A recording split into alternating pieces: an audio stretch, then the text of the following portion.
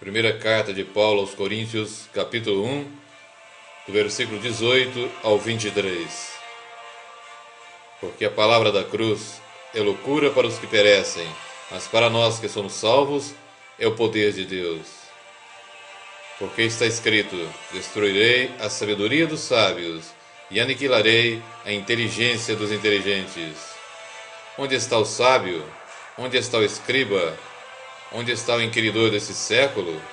Porventura não tornou Deus louca a sabedoria deste mundo? Visto como na sabedoria de Deus o mundo não conheceu a Deus pela sua sabedoria, aprove a Deus salvar os que creem pela loucura da pregação. Porque os judeus pedem sinal e os gregos buscam sabedoria, mas nós pregamos a Cristo crucificado, que é escândalo para os judeus e loucura para os gregos. Versículo 23. Mas nós pregamos a Cristo crucificado, que é escândalo para os judeus e loucura para os gregos. O que significa para você a mensagem da cruz? O que é a cruz de Cristo para você? O que representa para você a palavra de Deus? Quer o homem queira ou não, acredite ou não, ela se cumprirá literalmente, pois é o próprio Deus que em Jeremias 1,12 nos garante isso ao afirmar: eu velo em fazer cumprir a minha palavra. E é ela que nos adverte sobre pessoas, falsos seguidores de Cristo, que falariam e agiriam de tal maneira que levariam inúmeros seguidores dele para o inferno. Se você é assim, você perdeu o temor, o respeito e o amor para com o Altíssimo Deus. Sua vida é então sinônimo de miséria, desgraça e maldição, conforme narra Apocalipse capítulo 3, versículo 17. Na realidade, você diz ser cristão, mas não é. Responda para você mesmo e para Deus. O seu pensar, o seu falar e o seu agir são semelhantes ao de Jesus quando iniciou seu ministério na terra? Em Atos 11, 26, nós lemos o seguinte: que em Antioquia, pela primeira vez, os discípulos foram chamados de cristãos. E por que foram chamados de cristãos? Porque tinham o seu falar, o seu agir, a sua vida semelhantes à de Cristo. Em 1 carta de João, capítulo 2, versículo 6, nós lemos que aquele que diz que está nele deve andar também como ele andou, portanto, ter uma vida semelhante à de Cristo. O que você vê, seja em DVD, seja em filmes, Jesus teria prazer em ver com você? Ele poderia ver? Você o convidaria? Salmo 101, versículo 3 diz o seguinte: não colocarei coisa má diante dos meus olhos. Em quem você mais confia? No que você fala e faz ou no Espírito Santo? Você tem coragem de depender tão somente dele? O que você tem em sua casa, Jesus teria? Deuteronômio 7, 26 diz para não colocarmos nada amaldiçoado em nossa casa, para que também não sejamos malditos como essa coisa é. Não colocar nada amaldiçoado em nossa casa, para que não nos tornemos também malditos como ela. Onde você vai, Jesus poderia ir com você? Ele teria prazer em te acompanhar? Você o ama como ele te ama? Você daria a sua vida por ele? Seja sincero. O que ou quem ocupa o primeiro lugar em sua vida? Você quer saber o que o Senhor pode e vai te dar? Ou o que ele quer de você? Você busca a Deus pelo que ele pode fazer por você? Ou porque você simplesmente o ama e adora, independente dele responder ou não às suas orações? Você se coloca como vaso, instrumento e servo tão somente? Ou quer fazer dele seu servo e empregado? Ele é vivo e verdadeiro em sua vida? Ou somente mais um objeto de negócio com o qual você pode ganhar muito dinheiro se souber como usá-lo? Você ensina o Evangelho da cruz, do arrependimento, da renúncia, da morte diária para a sua vontade, da luta contra si mesmo, contra a sua natureza pecaminosa, contra o pecado, o mundo e Satanás? É o Evangelho de Jesus que você prega ou é o seu? Se não for o Evangelho de Jesus, a palavra de Deus, em Gálatas 1, versículos 8 e 9, diz que você é maldito. Pois lá nós lemos que é Paulo falando para os Gálatas: se algum anjo do céu ou nós mesmos os pregarmos um outro evangelho além daquele que já foi pregado para vocês, seja anátema, seja amaldiçoado. Você ama a Deus acima de todas as coisas? E o próximo como a você mesmo? Ou ele é mais uma fonte de renda para você? Você ama a Deus acima de todas as coisas e o próximo como você mesmo? Ou ele é muito mais uma fonte de renda para você? Veja o que o Senhor nos ensina em Mateus capítulo 22, do versículo 37 ao 39. E Jesus disse: amarás o Senhor teu Deus de todo o teu coração e de toda a tua alma e de todo o teu pensamento. Este é o primeiro e grande mandamento. E o segundo, semelhante a este, é: amarás o teu próximo como a ti mesmo. Em que ou em quem se baseia o seu cristianismo? Na primeira carta de Paulo aos Coríntios, capítulo 3, versículo 11, nós lemos o seguinte: que ninguém pode pôr outro fundamento além daquele que já está posto, o qual é Jesus Cristo. Qual é a sua maior riqueza? Onde está o seu tesouro? Veja o que o Senhor nos ensina no Evangelho de Mateus, capítulo 6, a partir do versículo 19. Não ajunteis tesouros na terra, onde a traça e a ferrugem tudo consomem, e os ladrões minam e roubam. Mas ajuntai tesouros no céu, onde nem a traça nem a ferrugem consomem, e onde os ladrões não minam nem roubam. Porque onde estiver o vosso tesouro, aí estará também o vosso coração. E eu novamente pergunto então: qual é a sua maior riqueza? Onde está o seu tesouro? O que você abandonaria por causa de Jesus? Você daria a ele qualquer coisa que ele pedisse? No Evangelho de Lucas, capítulo 14, versículo 33, o Senhor diz o seguinte: aquele que não renunciar tudo quanto tem, não pode ser meu discípulo.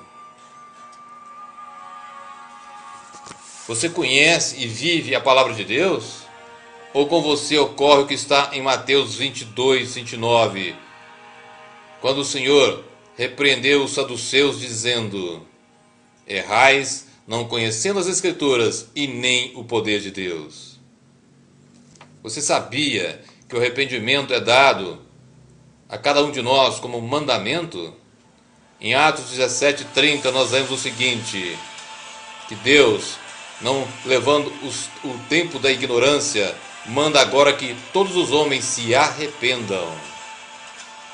Você sabia que orar sem cessar também é um mandamento do Senhor? Na primeira carta aos Tessalonicenses, capítulo 5, versículo 17, nós vemos que está escrito o seguinte: orai sem cessar. Você sabia que amar como Ele nos amou também é um mandamento do Senhor? que é o novo mandamento que ele nos deu, conforme nós lemos no Evangelho de João, capítulo 13, versículos 34 e 35, e também no capítulo 15, no versículo 12. Você sabia que a avareza, que o amor ao dinheiro é para o Senhor, é para Deus, idolatria? E se é para o Senhor idolatria, também deve ser para um verdadeiro cristão. É o que está escrito em Efésios capítulo 5, versículo 5 e Colossenses capítulo 3, versículo 5. A mensagem da cruz não é o poder militar, não é o poder econômico, não é o poder político, social ou religioso deste mundo. Não é a riqueza, a aceitação da sociedade, não é o dinheiro, não são os títulos, honras, glórias e louvores do homem.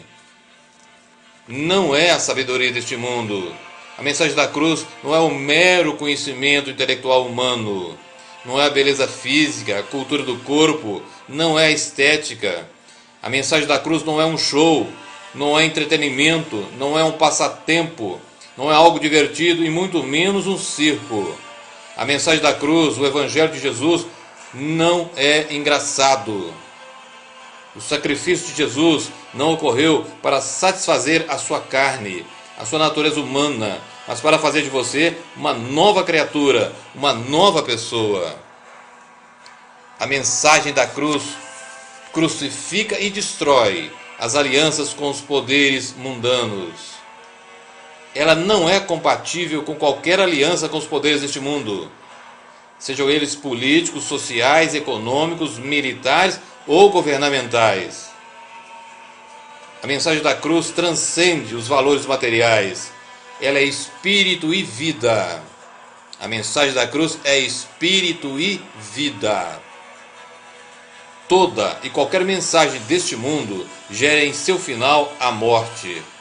Só a cruz de Cristo gera a ressurreição e a vida. Só a cruz de Cristo nos leva ao Pai e aos céus.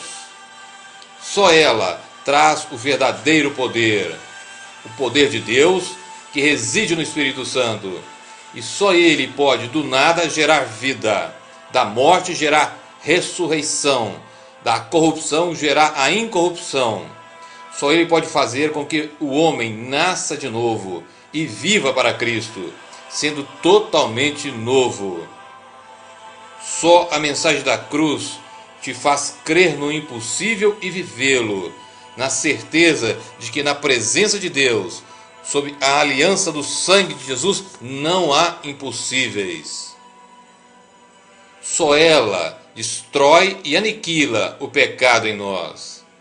Só ela nos traz o verdadeiro arrependimento que gera a fé que salva.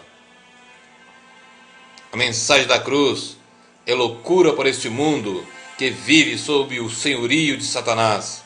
É loucura para o homem natural que não tem a mente de Cristo, que não depende do Espírito Santo. Só a mensagem da cruz nos torna verdadeiros discípulos de Jesus.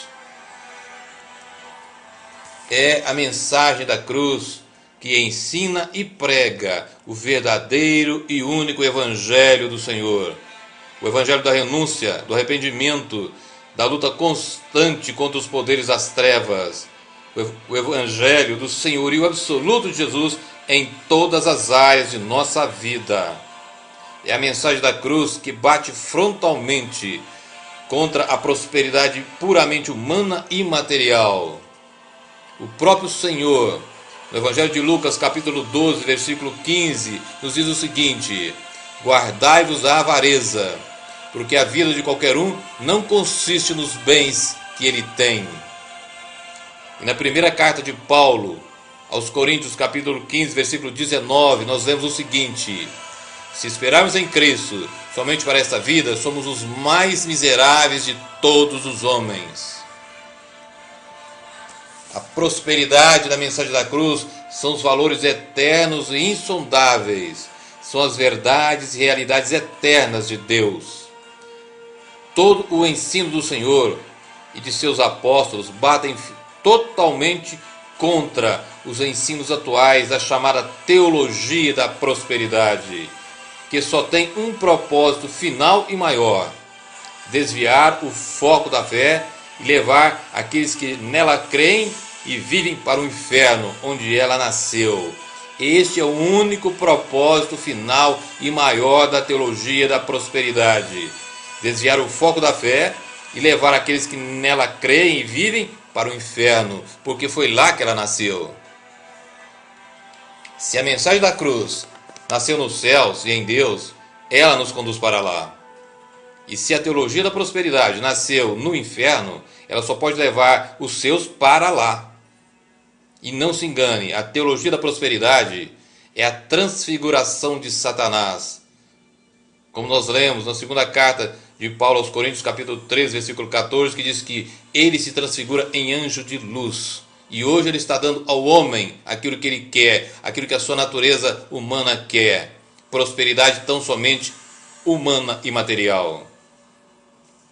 Não se pode, é impossível servir a Deus e ao mundo, a Deus e ao dinheiro. Só a mensagem da cruz nos faz semelhantes a Cristo, nos faz cristãos verdadeiros. Não existe meio termo. Ou você segue a mensagem da cruz e, portanto, a Jesus, ou ao mundo, ao dinheiro e a Satanás. Ou você adora a Deus pela mensagem da cruz, ou idolatra o diabo pelas doutrinas humanas, ensinos de demônios, pela teologia da prosperidade.